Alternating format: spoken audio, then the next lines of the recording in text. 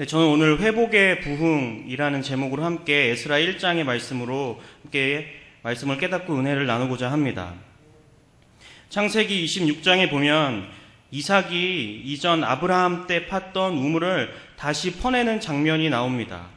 블레셋 민족이 아브라함이 파놓은 그 우물을 잡동사니들을 넣고 다 메워버렸는데 그 아들 이삭이 그것들을 다 걷어내고 그 메워진 우물을 다시 파내는 장면입니다. 마틴 로이드 존스라는 목사님은 부흥에 대해 설명하며 이 장면을 언급합니다. 부흥은 이전에 팠던 우물에 쌓인 잡동사니와 쓰레기들을 다 걷어내는 것에서 시작하게 됩니다. 라고 마틴 로이드 존스 목사님이 이 부흥에 대해 그렇게 설명하고 있습니다. 이 부흥이라는 단어가 혹시 새삼스럽게 다가오진 않을지 모르겠습니다. 네. 그러나 이 부흥은 교회와 그리스도인에게 어떤 일시적인 각성의 현상이나 잠깐의 영적 유희만이 아니라 매일의 삶에서 일어나야 하는 영적 무장입니다. 건강한 영적 상태입니다.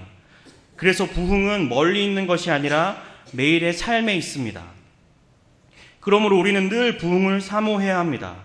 좁게는 나의 삶, 나의 하루에서 영적 부흥을 사모하는 것입니다.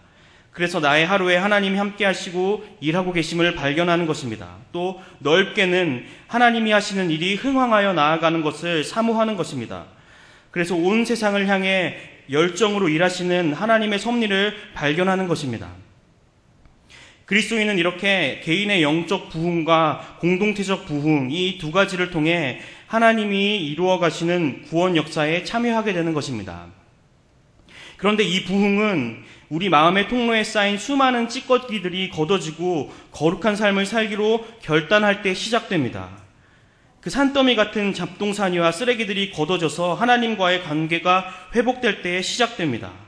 바로 그때 우리는 하나님께서 이미 부흥을 일으키시는 일을 멈춘 적이 없으셨고 어떤 사단의 괴계에도 한 번도 멈춤 없이 부흥을 이뤄가시며 태초부터 하나님 나라를 흥왕하게 이끌어가고 계셨음을 우리는 발견하게 됩니다. 오늘 성령께서 구약 이스라엘의 제2성전기라고 불리우는 오늘 본문 이 에스라서를 통해서도 그 부흥을 발견하게 됩니다. 오늘 나타나는 부흥은 특별히 회복의 부흥인데요. 그래서 오늘 에스라서 1장을 통해 먼저 깨닫게 됩니다. 첫째로 부흥은 하나님이 일으키십니다. 네, 부흥은 하나님의 때에 하나님이 시작하십니다. 우리 함께 1장 1절을 다시 한번 읽도록 하겠습니다. 바사왕 고레스 원년에 여호와께서 예레미야의 입을 통하여 하신 말씀을 이루게 하시려고 바사왕 고레스의 마음을 감동시키매 그가 온 나라에 공포도 하고 조서도 내려 이르되 아멘. 이 1절 바사왕 고레스 원년에 라고 적혀 있습니다. 바사왕 고레스 원년에 이렇게 역사적 특정 시기를 명시한 것에는 중요한 메시지가 담겨 있습니다. 에스라서에서 밝히는 이 시기를 통해 우리는 하나님이 하시는 놀라운 일을 발견하는데요. 그것은 부흥은 하나님이 시작하신다는 겁니다. 이 바사왕 고레스 원년은 남유다가 멸망하고 포로로 잡혀간 지 70년이 되는 해였습니다. 이보다 앞서서 북이스라엘은 이미 약 200년 전에 아수르에 의해 멸망했죠. 그런데 이 강대국이었던 아수르라는 나라가 힘을 잃고 바벨론이 이 강대국이 되어서 이 아수르의 땅을 차지합니다. 그 바벨론이 이제는 남유다도 멸망시키고 솔로몬이 지은 성전도 허물고 그 남유다 이스라엘 백성들을 포로로 잡아갑니다. 이렇게 포로로 잡혀가는 일은 하나님이 이스라엘에게 징벌로 주신 일이라고 선지자들을 통해 분명하게 말씀하셨습니다. 하나님께 순종하지 않았던 죄로 인한 처벌이었죠. 아버지 하나님은 이 징벌로 이스라엘이 돌이켜 회개하여 하나님께 순종하는 백성이 되길 원하셨던 겁니다. 다시 사랑의 관계를 이어가기 원하셨던 겁니다. 그래서 징벌과 동시에 이스라엘을 회복시킬 것이라는 약속도 하셨습니다. 이 회복의 약속을 선지자 예레미야를 통해 분명하게 말씀하셨습니다. 남유다가 멸망하여 포로가 된 후 70년이 되는 해에 회복시킬 것이다 라고 예레미야 25장과 29장에 보면은 그 예언으로 약속하신 말씀이 나와 있습니다. 그리고 남유다를 멸망시킨 바벨론도 그 바벨론의 죄악으로 심판하실 것이고 포로되었던 이스라엘 백성들을 다시 고향 예루살렘 땅으로 귀환시킬 것이라고 이 회복의 약속을 하셨습니다. 그리고 실제로 지금 이 바사 왕국이 바벨론이라는 당시의 나라를 정복합니다. 이제 바사 왕국이 그 예루살렘 주변의 열강의 패권을 잡게 된 것이죠. 그리고 당연히 포로가 되었던 이스라엘 백성들은 이제 바벨론 왕국의 관할에서 바사 왕의 관할이 된 것입니다. 바로 이때 바사 왕이 고레스였습니다. 이 역사의 전환기였던 바사 왕 고레스 원년에 이뤄진 오늘 본문의 이 말씀, 바벨론은 심판받고 포로되었던 이스라엘 백성들은 예루살렘으로 돌려보내시도록 이 회복의 약속을 이루시기 위하여서 하나님은 여전히 일하고 계셨습니다. 넓게는 하나님의 계획 가운데 역사를 주관하여 움직이신 겁니다.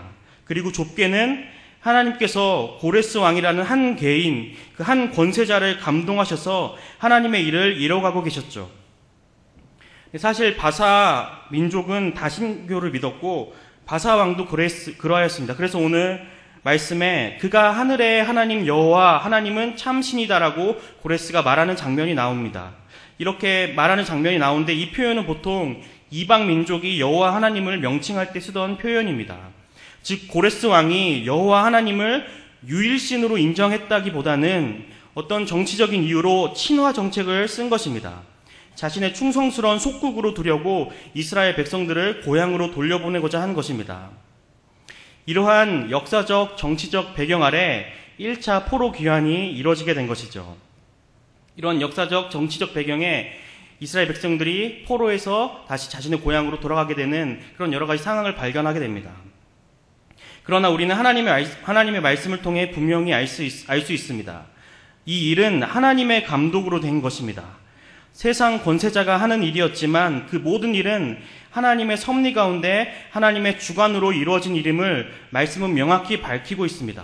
우리 이사야 44장 28절을 한번 볼까요? 이사야 44장 28절에 보면은 고레스에 대하여는 이르기를 그는 나의 목자라 나의 모든 기쁨을 성취하리라 하며 예루살렘에 대하여는 이르기를 중건되리라 하며 성전에 대하여는 이르기를 내 기초가 세움이 되리라 하는 자니라 라고 나옵니다.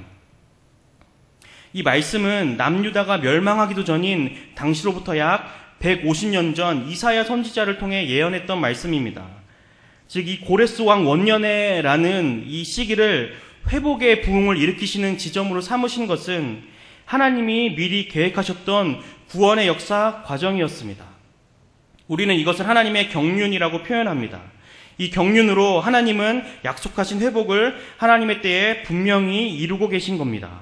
하나님께서 회복의 부흥을 일으키시는 겁니다. 이 사실을 통해서 하나님은 하나님의 백성들이 겪는 고난 중에도 침묵으로 일관하시는 것 같지만 열심으로 하나님의 일을 이루고 계심을 발견하게 됩니다. 우리 삶에 놓여진 여러 어려움 가운데도 하나님은 회복의 약속을 이루시기 위하여 우리의 구원이 완성되기 위하여 지금도 열심히 일하고 계심을 믿습니다. 또한 이를 통해 우리는 분명하게 깨닫게 됩니다. 교회는 현상과 역사를 하나님의 관점에서 해석해야 한다는 것입니다. 세상은 우연과 어떤 인과관계로 사건과 현상을 해석합니다. 통계와 과학적 추론으로 해석합니다. 그 해석이 시류, 즉 시대 정신이 되고 그 시대 정신들이 모여서 그 시대의 사상이 됩니다. 그 사상의 틀로 세상을 계속 해석해 나아갑니다. 그 사상들이 세상을 바라보는 관점의 틀, 즉 안경과 같이 되는 것이죠. 그러나 그리스도인은 이 시류와 사상의 안경이 아니라 말씀의 안경으로 우리 주변의 현상과 역사를 해석해야 합니다. 물론 과학적 방법과 인문학적 소양을 적극 활용하고 참고해야 합니다. 하지만 그것은 안경의 틀과 같은 것입니다. 안경에 달린 렌즈는 바로 계시된 하나님의 말씀입니다. 우리가 이 말씀의 안경을 끼고 민감하게 깨어있을 때 부흥을 일으키시고 여전히 영적 부흥을 이어가시며 열심히 일하시는 하나님의 열심을 발견할 수 있습니다. 하나님은 바로 이 하나님의 일을 발견하는 자를 통해 일하십니다. 너무 중요한 것은 그렇게 발견하는 자는 하나님의 감동에 반응하게 된다는 사실입니다. 그래서 두 번째로 회복의 부흥은 하나님의 감동에 반응하는 자를 통해 시작됩니다. 그러므로 하루하루의 삶 속에서 우리를 감동하시는 하나님께 반응해야 합니다. 3절을 보면 너희 중에 그의 백성된 자는 다 유다 예루살렘에 올라가서라고 라는 고레스 왕의 칙령 내용이 기록되어 있습니다. 이는 70년 전 포로가 된 이 남유다 백성들만이 아니라 그보다 앞서 200년 전에 먼저 멸망한 북이스라엘 백성들도 이 성전 재건축의 역사에 참여하라는 명령입니다. 이어서 4절에 보면 그 남아있는 백성이 어느 곳에 머물러 살든지 그곳 사람들이 마땅히라고 기록되어 있습니다. 즉 하나님은 이 부흥의 역사를 이루시는 일에 어떤 특정한 사람들만 부르시는 것이 아니라 모든 권속들을 향해 초청하고 계신 것입니다. 하나님의 일, 부흥을 일으키는 일에 참여하도록 부르고 계신 겁니다. 우리 한 사람 한 사람을 감동시키시는 것입니다. 하나님은 그 감동에 반응하는 자를 통해 하나님의 일, 그 회복의 부흥을 이뤄 가십니다. 그렇다면 그 감동에 반응한다는 것은 어떤 것일까요? 네, 바로 오늘 말씀과 같이 일어나서 익숙한 곳을 과감하게 떠나는 것입니다. 우리 5절 함께 보면 5절에 보면은 이에 유다와 베냐민 족장들과 제사장들과 레위 사람들과 그 마음이 하나님께 감동을 받고 올라가서 예루살렘의 여호와의 성전을 건축하고자 하는 자가 다 일어나니라는 백성들의 반응이 기록되어 있습니다. 타지 포로 생활이 70년이나 지났습니다. 아들 낳고 딸 낳고 그럭저럭 살게 되었죠. 게다가 북이스라엘은 벌써 약 200년 전에 포로로 흩어졌기 때문에 이미 여러 지역에서 자리를 잡고 살고 있었습니다. 또 포로들에게 관대한 바사 왕국의 친화 정책도 펼쳐져 있었습니다. 그럭저럭 하루하루를 살 수 있는 상황이 된 것입니다. 하지만 하나님은 그 익숙한 곳을 떠나라고 명령하시는 것입니다. 그 익숙한 곳을, 포로로 잡혀 살던 곳을 떠나서 너의 정체성을 회복하고 내가 살아가는 목적을 회복하고 하나님과의 관계를 회복하라고 하시는 것입니다. 나의 자력으로 그럭저럭 살아갈 수 있는 그 자리를 박차고 나와서 하나님만 의지할 수밖에 없는 그곳으로 나아오라는 도전입니다. 이는 거룩한 부르심입니다. 이전에 애굽의 종되었던 이스라엘 백성들, 노예지만 그럭저럭 먹고 살만했던 그 애굽 땅을 나와 하나님이 예비하신 가나안으로 이끌었던 것을 기억하라고 하시는 겁니다. 다시 먼 타국의 포로가 된 그 자리를 박차고 나와서 하나님의 도성, 본향을 향해 다시 나아가라고 말씀하시는 겁니다. 즉 많은 것이 보장된 세상의 자리와 삶의 방식을 박차고 나와서 하나님의 나라와 하나님의 의를 위하여 살아가라는 거룩한 부르심인 것입니다. 그리스도인의 정체성을 회복하라는 도전인 것입니다. 하나님의 영광을 위해 영광을 향해 나아가라는 이 부흥으로의 초대입니다. 네, 그러나 오해하진 않기 원합니다. 지금 이 초청과 도전과 부르심은 지금 하던 일을 다 그만두고 어디 선교지로 가서 선교사가 된다거나 목회자가 되어야 한다는 것이 아닙니다. 지금 익숙한 곳을 떠난다는 것은 내가 더 이상 기도하지 않아도 잘 해낼 수 있는 그 마음에서 떠나라는 것입니다. 더 이상 하나님 의지하지 않아도 내 경험과 내 경력으로 할 수 있어서 하나님께 매달리지 않게 된 그 마음에서 떠나라는 것입니다. 이것이 우선입니다. 당장 하던 일을 다 버리고 선교사가 되는 일만이 익숙한 곳을 떠나는 것이 아닙니다. 이처럼 하나님의 감동에 반응하는 것은 우리가 익숙해서 하나님을 의지하지 않아도 되었던 그 모든 일들에서 돌이키라는 것입니다. 내 능력과 경험과 재물이 쌓이며 이제 처절하게 하나님을 붙들지 않아도 되는 그 안일한 신앙 태도에서 벗어나라는 부르심입니다. 예수님을 처음 믿고 하나님과 나 사이에 시원하게 뚫린 그 은혜의 수로 그 샘물, 그 우물의 통로에 쌓인 잡동사니들을 다 걷어 치우라는 것입니다. 하나님이 아닌 내 힘, 하나님이 아닌 내 성공, 하나님이 아닌 내 안락함을 위해 처덕처덕 쌓아놓은 그 잡동사니들을 다 걷어내라는 것입니다. 그래서 다시금 그 은혜의 수로를 통해 그리스도인이라는 정체성을 회복하고 그 은혜의 수로로 공급받는 힘으로 하나님의 영광을 위해 살아가라고 부르시는 것입니다. 익숙해서 더 이상 하나님 없이도 되는 마음에서 하나님만 의지하며 사는 마음으로 변화되어야 한다는 말씀입니다. 이것이 바로 오늘 본문을 통해 하나님의 감동에 반응하는 모습입니다.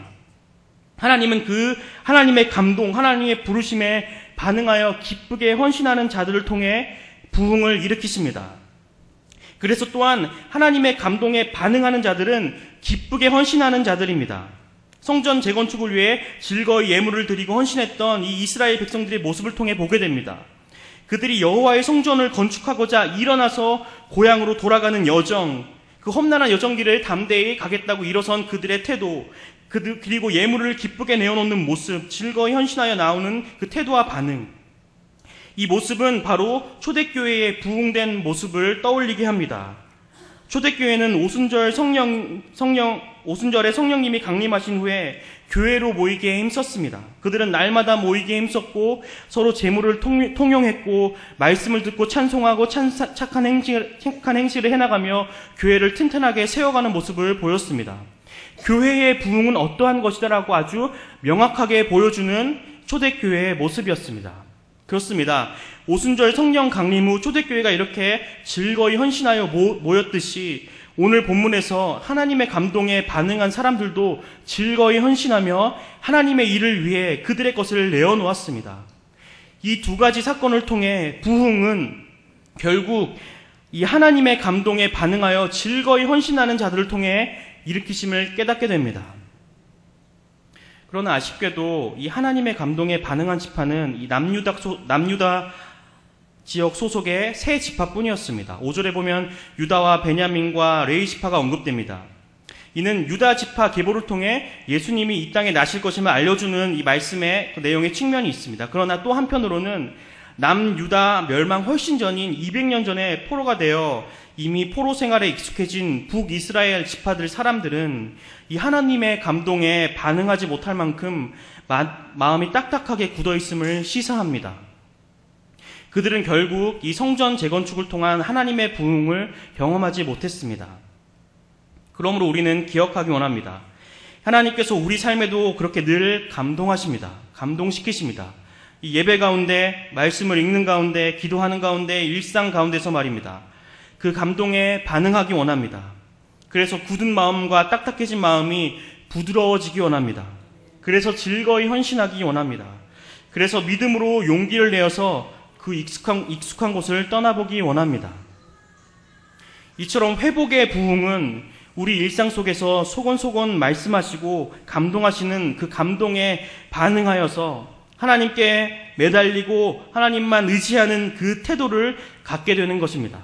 이러한 신앙의 태도가 하나님의 관계를 회복시키기 때문입니다. 그러므로 세 번째로 부흥은 하나님과의 관계 회복에서 시작됩니다. 세 번째로 부흥은 하나님과의 관계 회복에서 시작됩니다.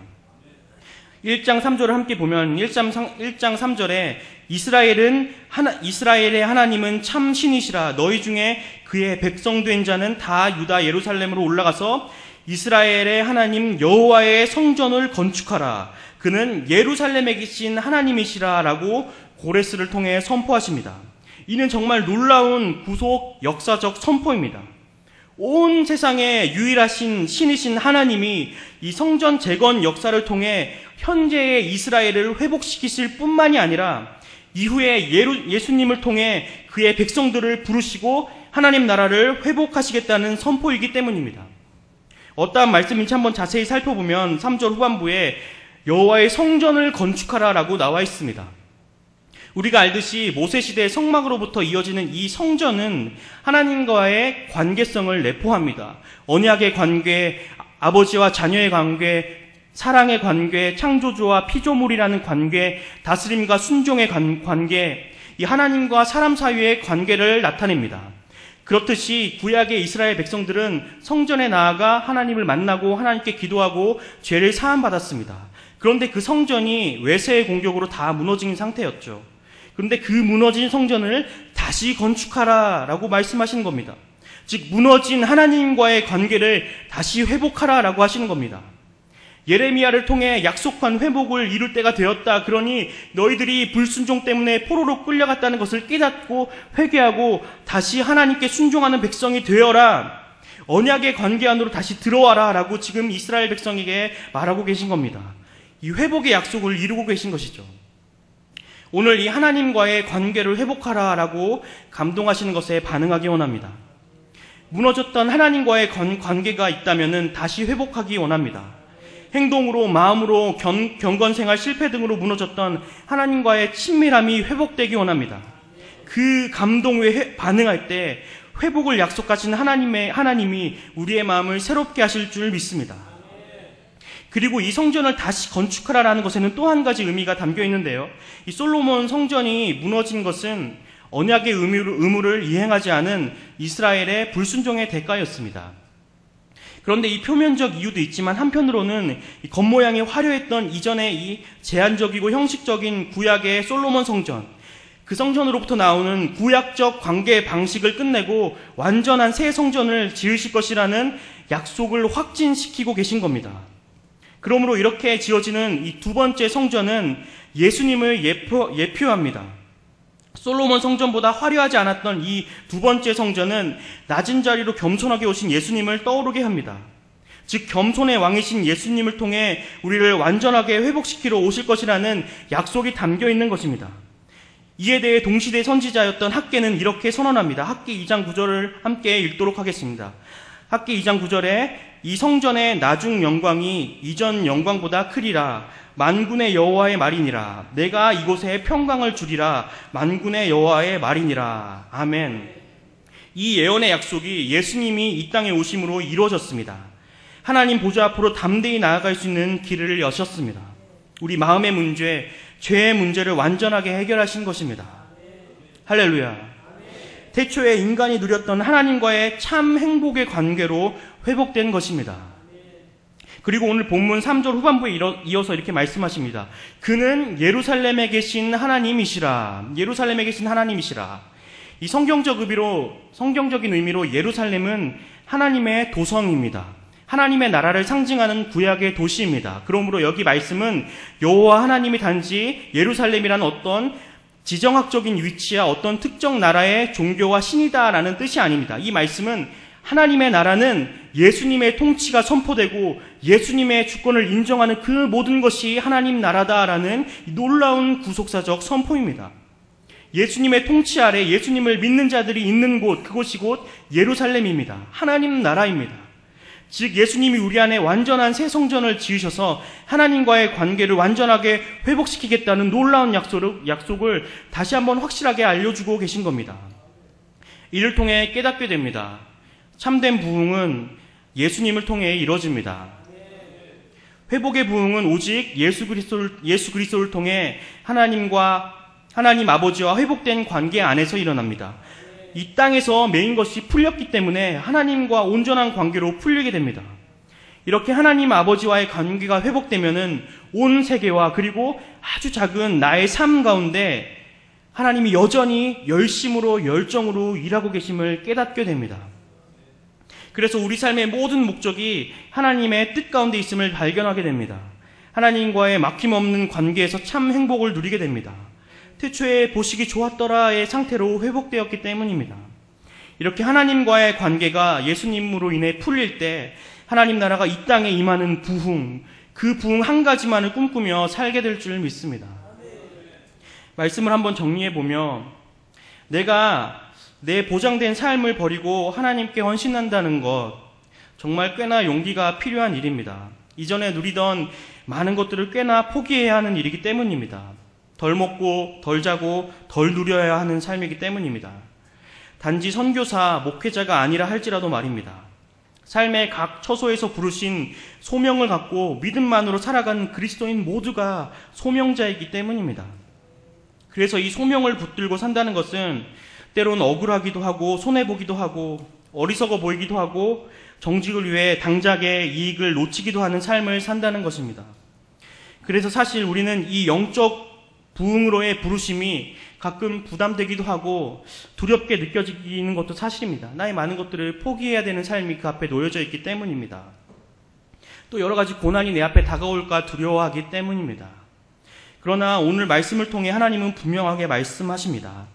1장 7절에서 11절에는 고레스 왕이 바벨론이 빼앗아갔던 성전 기물들을 하나도 빠짐없이 다 1차 포로 귀한 자들에게 빼내서 주는 장면이 나옵니다. 하나님께서 성전 재건축에 필요한 것들을 하나도 빠짐없이 가져가게 하신 것입니다. 뿐만 아니라 고레스의 칙령으로 귀한 자들은 여러 기관들의 협조와 후원을 받게 됩니다. 여호와 이레의 하나님은 우리의 필요를 다 아십니다.